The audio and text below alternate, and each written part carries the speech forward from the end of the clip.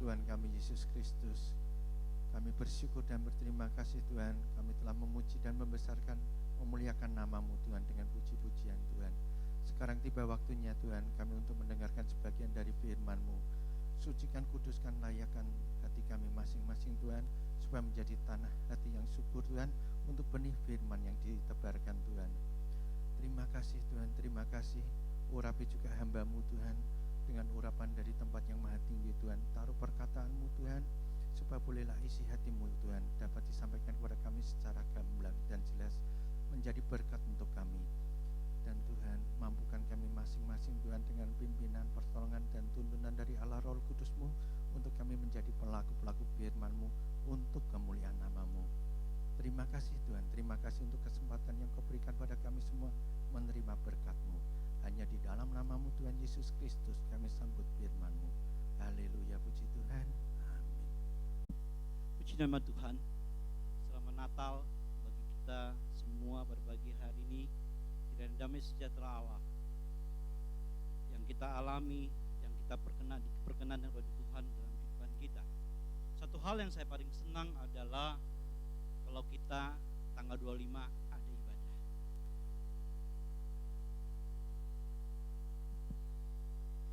Maka pada saat pertama kali saya bergabung di tempat ini, ada tanggal 25 tidak ada ibadah, saya sempat berbicara dengan Bapak Gembala bahwa ada baiknya tanggal 25 ini ada kita renungan Natal. Karena hampir dikatakan bahwa kalau tanggal 25 itu adalah minggu-minggu terakhir kita ibadah yang terakhir kali.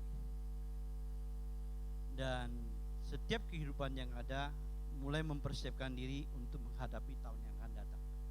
Bahkan perjalanan hidup kita sepanjang tahun ini sudah kita lihat bahwa ini kok perjalanan tahun ini kok agak sedikit terhambat. Mulai kita masuk tahun yang baru, kita mulai ada sesuatu yang tidak kepastian. Kalau tidak satu kepastian dalam kehidupan kita, berarti di depan kita istilah kita biar gelap, nggak kelihatan apa-apa. Bahkan mungkin yang tahun ini berkata bahwa yang di perjalanan yang sangat bagus pun mendengar berita dan berita yang ada bahwa tahun depan mungkin tidak lebih baik daripada tahun ini. Tapi sebagai orang yang bekerja atau seorang pengusaha pun selalu mengharapkan tahun ini yang kita lewati jelek, tahun depan lebih baik. Tapi ketidakpastian itu kadang-kadang menghambat kehidupan kita. Tapi ada Natal ini, saya katakan Natal ini kita butuh satu ibadah, ada renungan. Karena di dalam Natal ini yang biasa datang pertama kali adalah dia pertama kali datang kepada Maria adalah jangan takut. Pada saat gembala-gembala yang ada di padang berantara yang ada di malam hari, kita tahu bahwa di malam hari yang ada semua orang mengharapkan lebih cepat pagi. Ya atau tidak? Pasti iya, saya katakan iya. Kenapa? Orang yang menjaga malam itu pasti mengharapkan tuh pagi itu tetap nyala, fajar itu tetap menyingsing, supaya memanaskan tubuhnya yang ada. Karena malam-malam yang ada itu pasti malam yang dingin. Apalagi kalau zaman dulu katakanlah gembala-gembala yang ada di padang berantara pada musim yang dingin, mereka sangat mengharapkan yang itu. Tapi saya tidak bawa ke sana, ya. Kita akan baca renungan Natal. Saya akan ambil dalam Yohanes pasal yang pertama. Terima kasih pada Tuhan. Terima kasih Bapak Gembala yang percaya kami memberi kepada saya.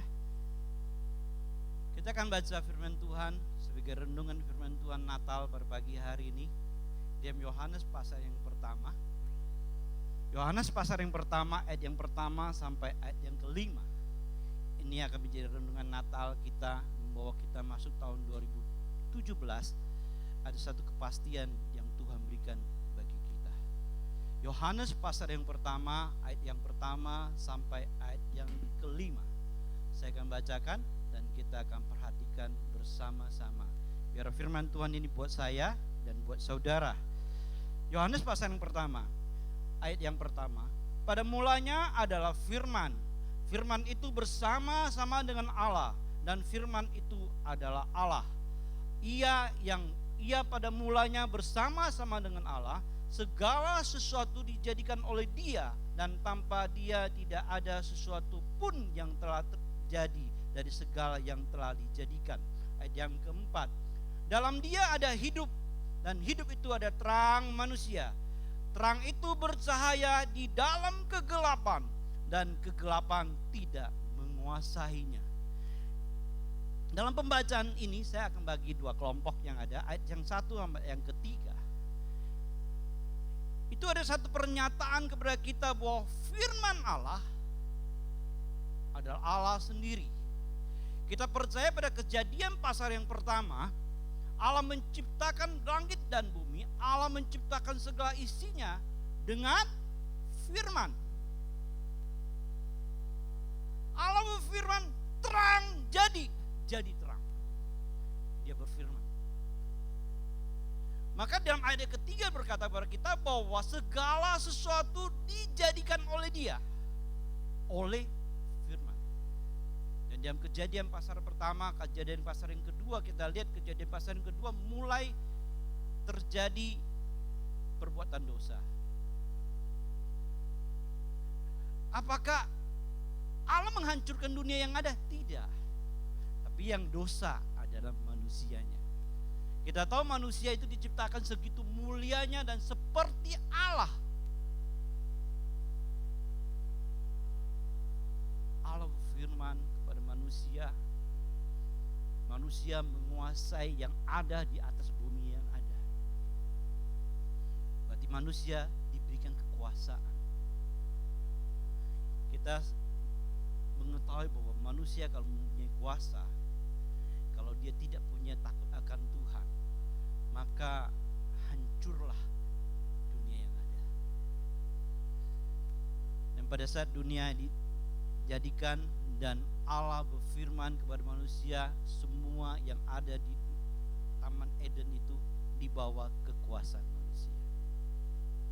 Tapi kita tahu bahwa manusia ingin seperti Allah. Dia berbuat satu kesalahan yang paling besar adalah dia tidak percaya kepada Allah. Saya pernah bawa firman Tuhan di sini bahwa dosa itu bukan karena hal-hal yang lain, tapi dosa itu karena kita melenceng daripada Tuhan, atau jauh daripada Tuhan, atau tidak percaya kepada Tuhan.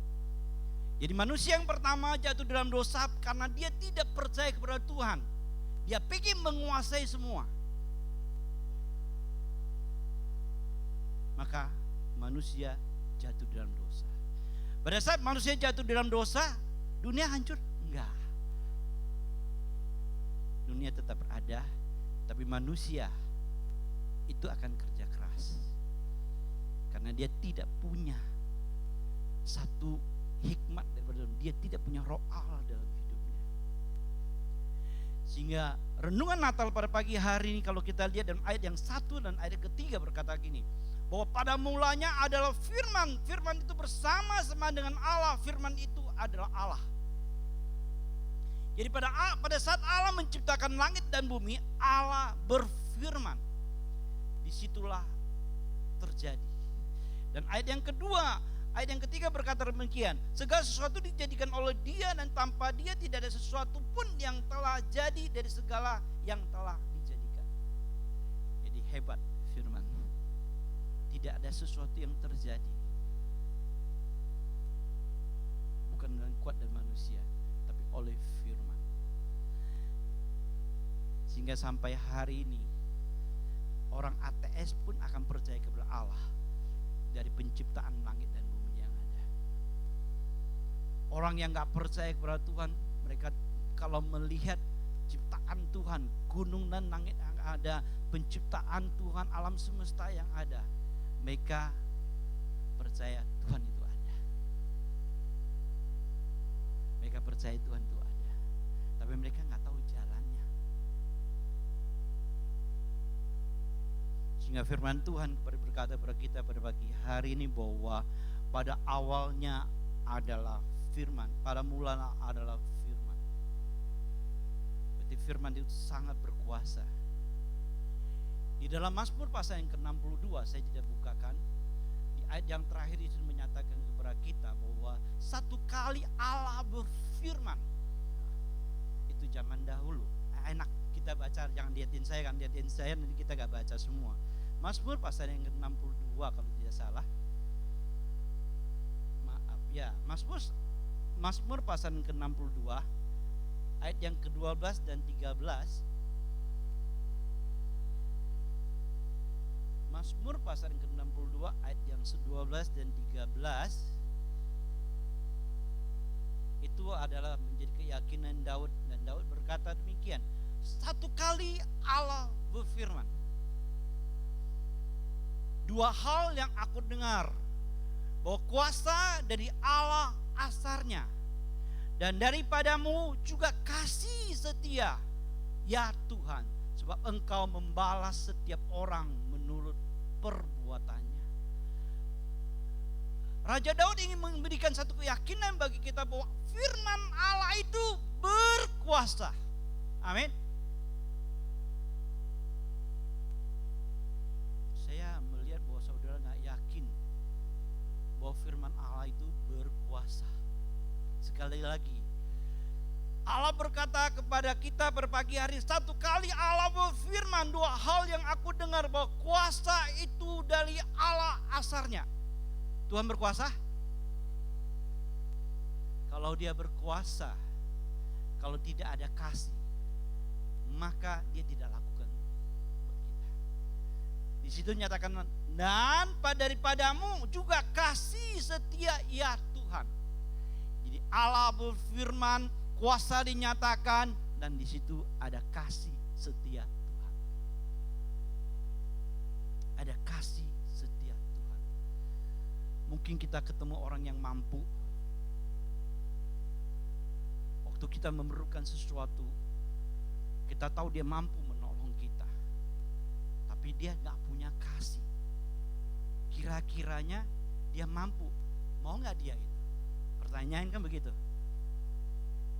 Kalau dia mampu, dia gak mau, bisa gak dia nolong kita? Enggak. Tapi satu kali Allah berfirman, di situ ada kuasanya, dan dia punya kasih setianya. Dia punya janji setia bagi orang yang percaya. Dia nyatakan kasihnya, dia memberi karena Allah mampu. Amin. Ini keyakinan dari Raja Daud. Raja Daud yang menuliskan hal ini. Bahwa satu kali Allah berfirman, di situ terjadi satu mujizat. Tapi Allah mau atau tidak? Dia tulis lagi bahwa karena Allah punya kasih setia. Karena Allah punya kasih setia, maka terjadilah Natal.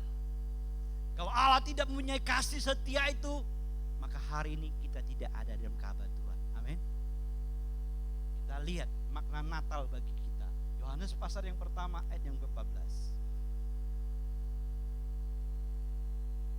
Saya katakan saya sangat bersyukur pada saat ini adalah bahwa Tuhan mempercayakan saya membawakan firman Tuhan, dan firman Tuhan ini akan menjadi kekuatan bagi saya secara pribadi. Yohanes pasal yang pertama ayat yang ke-14.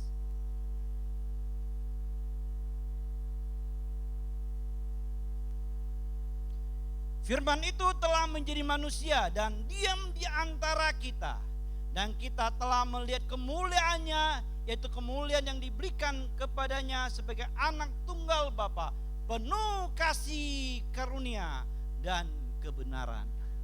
Firman Allah itu turun menjadi manusia. Itulah makna Natal pada pagi hari ini. Firman Tuhan itu turun jadi manusia.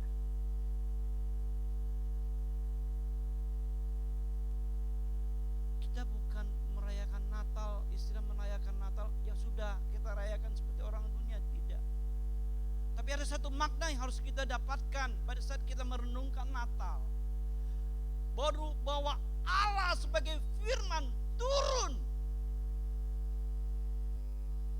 Dia Dia sebagai Allah yang maha tinggi turun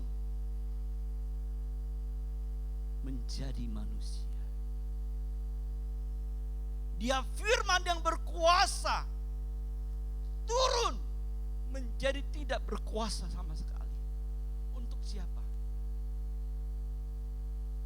Untuk memulihkan manusia yang ada di Taman Eden, memulihkan manusia yang sudah berdosa, manusia yang sudah tidak berdaya karena dikuasai oleh keinginan dan dosa sendiri.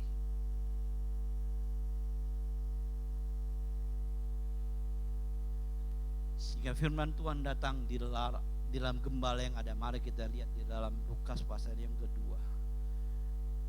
Maaf, saya semangat banget, dan saya lihat saudara, saya yakin saudara jauh lebih semangat daripada saya berbagi hari ini. Lukas pasal yang kedua, kita baca ayat yang ke-14. Kita baca ayat 13 dan 14 saja. Lukas pasal yang kedua, dan tiba-tiba tampaklah bersama-sama dengan malaikat itu sejumlah besar bala tentara surga yang memuji Allah. Katanya, kemuliaan bagi Allah di tempat yang maha tinggi, dan damai sejahtera di bumi di antara manusia yang berkenan kepadanya. Firman Allah turun ke bumi ini menjadi manusia.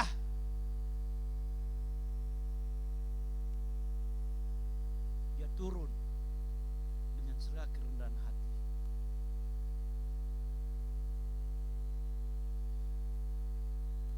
Sehingga yang membuat kaget adalah gembala-gembala yang ada di padang belantara.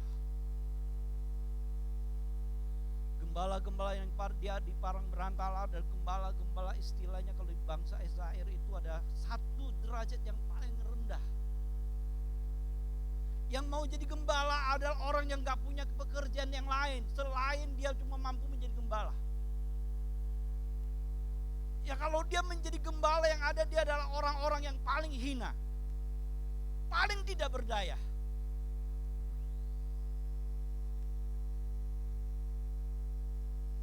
Dan mereka tidak punya tempat, sehingga mereka harus menggembalakan di padang belantara yang ada di malam hari.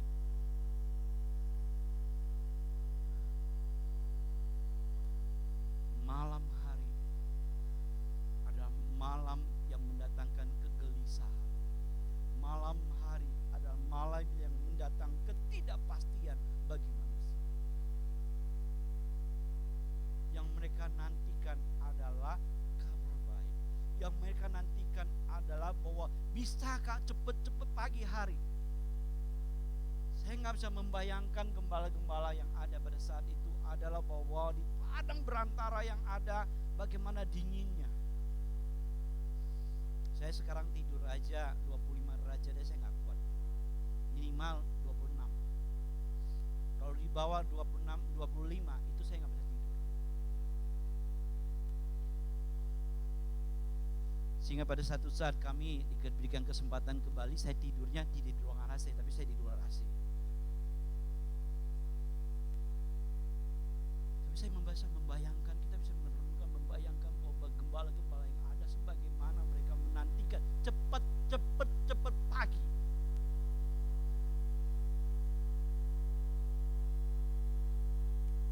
Dan Tuhan begitu baik. Kapal yang datang kepada gembala yang ada. Dia berkata kepada gembala yang ada, ayat yang 10, lalu kata malaikat itu kepada mereka, jangan takut sebab sesungguhnya aku memberitakan kepadamu kesukaan besar untuk seluruh bangsa. Hari ini telah lahir bagimu juru selamat, yaitu Kristus Tuhan di kota Daud. Hari ini telah lahir bagimu juru selamat, yaitu Kristus Tuhan di kota Daud. Ini karena Allah punya kasih. Amin. Dia menepati janjinya. Dia berjanji kepada bangsa Israel pada saat itu bahwa akan datang juru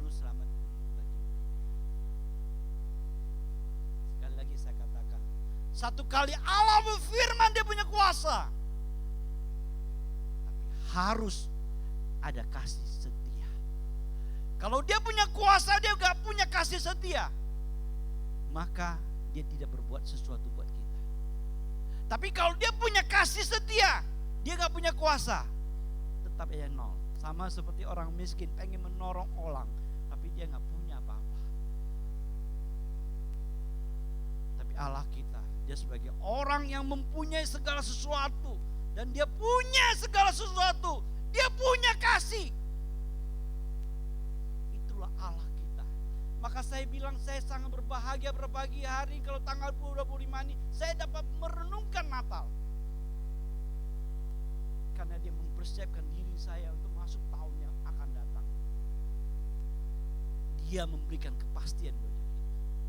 Dia memberikan kepastian kepada gembala-gembala yang ada di padang berantara itu. Dia berkata kepada gembala-gembala, hari ini telah lahir juru selamat. Hari ini sudah Tuhan memberikan jalan keluar. Hari ini dia tidak tunggu besok. Itulah Allah kita. Itulah Allah yang mengasihi setiap pribadi yang ada berbagi hari ini. Dia memiliki kasih, dia mengasihi kita, dan dia punya kemampuan untuk menolong kita. Itu berita Natal bagi kita berbagi hari. Mari kita lanjutin di dalam 1 Yohanes pasal yang pertama.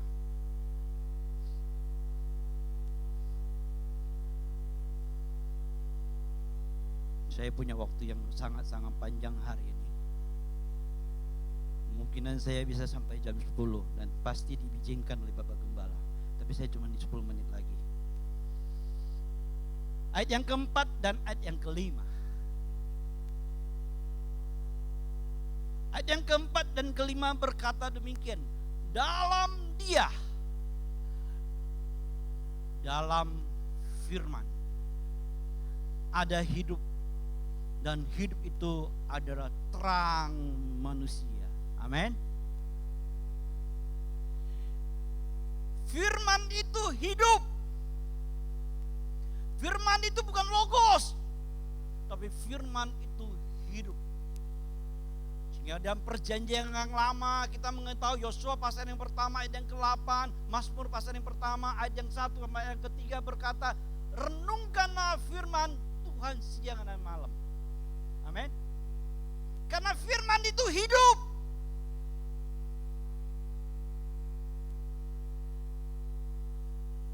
Dia hidup. Dia bekerja dalam pribadi kita yang merenungkan firman Tuhan siang dan malam.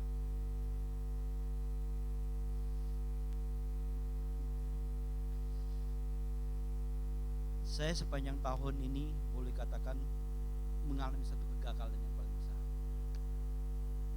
Berkali-kali saya naikin bimbal, saya berkata saya nggak berani. Bahkan terakhir saya diizinkan oleh Tuhan naik ke mimbar ini. Saya minta tolong didoakan sebelum saya naik mimbar. Kenapa? Karena saya tidak pernah merenungkan firman Tuhan. Karena saya tidak pernah merenungkan firman Tuhan. Dan firman Tuhan itu tidak hidup dalam kehidupan pribadi saya. Ingat firman Tuhan berkata kepada kita bahwa firman Tuhan itu hidup. Hidup itu ada terang manusia. Ya. Berarti firman itu kalau hidup dalam kehidupan kita, dia menerangi. Dia memberikan satu kepastian bagi kita. Dia memberikan satu kekuatan bagi kita. Itulah terang manusia.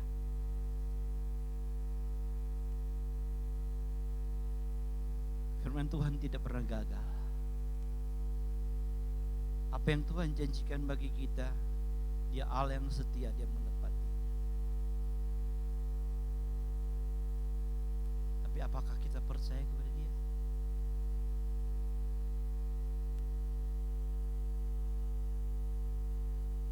Allah berkata kepada kita pada pagi hari ini, dalam Dia ada hidup. Dalam firman ada hidup. Dan hidup itu adalah terang manusia. Kalau firman itu masuk di dalam pribadi manusia yang ada, semua manusia itu punya terang. Jadi orang Kristen, orang yang percaya kepada Kristus sebagai juru selamat, seharusnya punya firman dalam kehidupannya. Sehingga Alkitab berkata kepada kita bahwa kita adalah kitab-kitab yang terbuka dibaca. Kenapa dibaca? Karena ada terang. Karena ayat yang kelima, kalau kita lihat ayat yang kelima ini dahsyat sekali buat kita. Ayat kelima berkata, terang itu bercahaya di dalam kegelapan. Dan kegelapan itu tidak menguasainya. Itulah hebatnya terang. Kita matiin lampu semua. Hanya menyalakan satu lilin kecil. Kita bisa melihat siapa yang ada di samping kita dan di samping kiri kita. Segelap-gelapnya ada satu titik terang yang ada. Kita bisa melihat kiri dan kanan. Itu maksudnya bahwa kegelapan itu tidak bisa menguasainya. Kegelapan itu tidak bisa menguasainya. Ketakutan, kegelisahan ini tidak akan bisa menguasainya kalau ada terang itu. Maka renungan firman Tuhan pada pagi hari ini, bahwa jangan takut, jangan gelisah. Dia itu adalah terang. Yesus menyatakan dirinya di Yohanes pasal yang ke-8. Dia berkata, akulah terang dunia. Yesus yang menyatakan, akulah terang dunia. Barang siapa yang mengikuti aku, dia memiliki terang itu. Barang siapa yang mengikuti, barang siapa yang mendapatkan terang itu,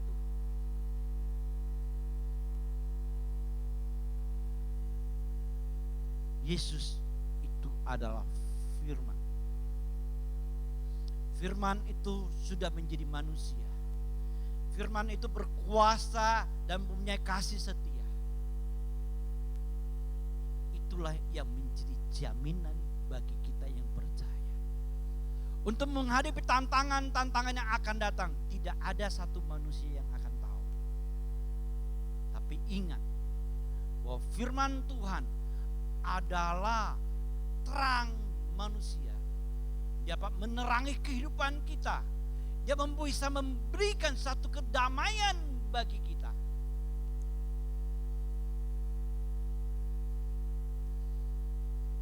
Dalam Lukas pasal yang kedua ayat yang ke-14 itu berkata kepada kita, kemuliaan bagi Allah yang maha tinggi dan damai sejahtera di bumi bagi orang yang berkenan kepada Allah. Kemuliaan yang kepada Allah yang maha tinggi, karena Allah turun merendahkan diri, dia diangkat kembali lebih tinggi lagi untuk kemuliaannya. Tapi damai sejahtera Allah tinggal dalam bumi ini bagi orang yang berkenan. Setiap manusia membutuhkan damai sejahtera. Agama apapun, kalau mereka berdoa, yang mereka butuhkan adalah damai sejahtera. Tapi agama kita, Kristen, bukan damai sejahtera yang diberikan, dia berikan keselamatan. Dia memulihkan kehidupan kita dan dia memberikan keselamatan. Orang yang menikmati keselamatan, dia tahu dia pasti selamat, dia tahu dia mendapatkan kehidupan yang kekal. Saya sangat-sangat yakin dia memiliki damai sejahtera. Amin.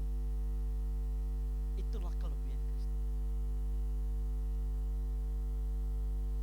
Dan Alkitab berkata kepada kita, bagi orang yang berkenan kepadanya. Di Yesaya pasal ke-49 di situ banyak ayat yang menerangkan kalau pada saat aku berkenan, aku memberikan kelepasan. Pada saat aku berkenan, aku menyelamatkan mereka. Pada saat aku berkenan, aku membukakan jalan bagi mereka.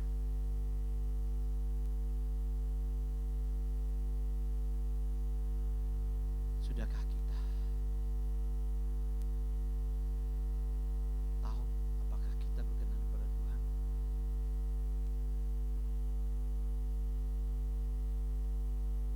Seringkali kita tidak punya damai. Itu yang harus menjadi koreksi dalam kehidupan kita. Apakah aku berkenan? Alkitab menuliskan kepada kita bahwa damai sejahtera di bumi bagi orang yang berkenan.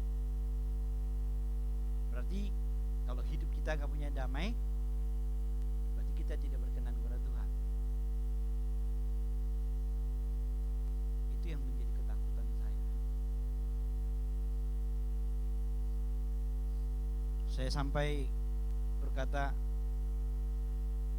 tidak sesegitu simpel naik ke atas mimbar ini. Setiap saya mau naik ke mimbar, saya jauh lebih gelisah. Sangat-sangat gelisah.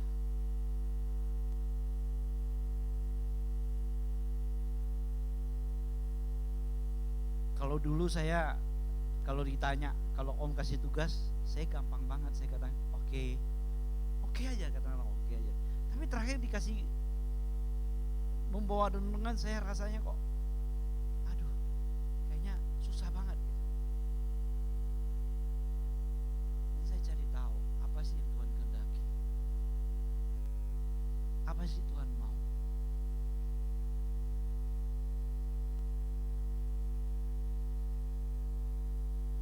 Sehingga pada saat kalau saya disuruh bawa renungan, bisa-bisa saya kadang-kadang tuh tidurnya cuman nggak pernah nyenyak gitu. Jam 3 udah bangun, saya mesti renungkan apa sih kira-kira yang harus saya sampaikan gitu. Apakah yang saya sampaikan layak buat pribadi saya?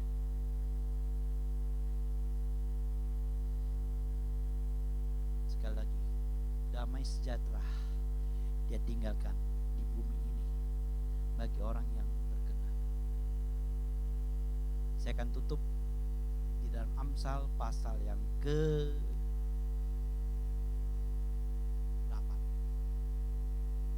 Saya mengundang pemusik.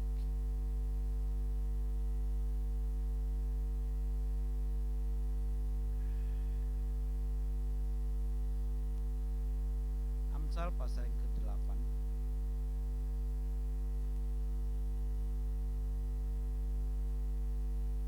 Ayat yang ke-35. Amsal pasal yang ke-8 ayat yang ke-35. Karena siapa mendapatkan aku, mendapatkan hidup, dan Tuhan berkenan akan dia. Ayat ini berbicara tentang hikmat Allah, sehingga kita tahu bahwa hikmat Allah adalah Kristus pribadi. Kristus pribadi itu adalah firman. Maka ayat ini berkata kepada kita, karena siapa yang mendapatkan aku, siapa yang mendapatkan firman, mendapatkan hidup. Firman Tuhan berkata kepada kita bahwa dia, firman, adalah hidup. Dan Tuhan berkenan kepada dia. Amin. Allah berkenan kepada kehidupan kita kalau kita mendapatkan firman itu di dalam kehidupan kita.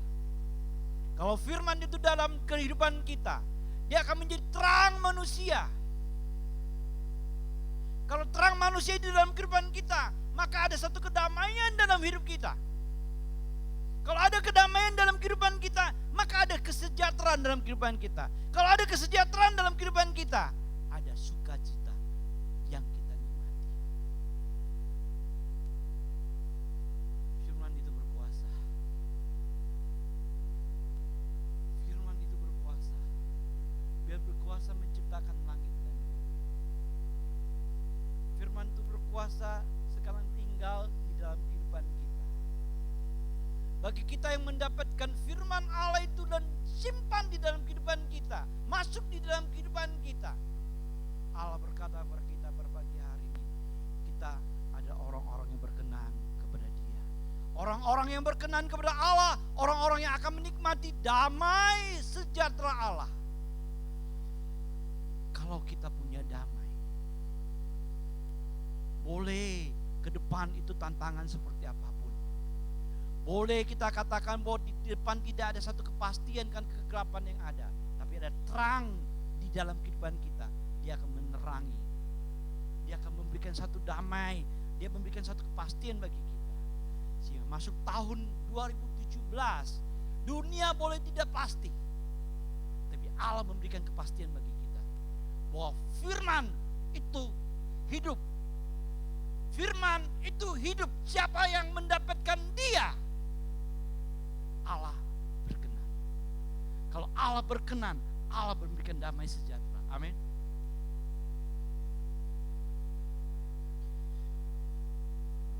Puji nama Tuhan. Renungan firman Tuhan yang singkat bagi kita. Setelah ini akan menjadi satu kekuatan yang baru bagi kita. Ini akan menjadi satu kekuatan yang penuh untuk menghadapi tahun yang akan datang. Dunia boleh memberikan ketidakpastian, tapi Allah yang kita sembah, Dia Allah yang hidup. Dia memberikan firman yang hidup bagi kita. Dia menerangi kehidupan kita. Dia memberikan damai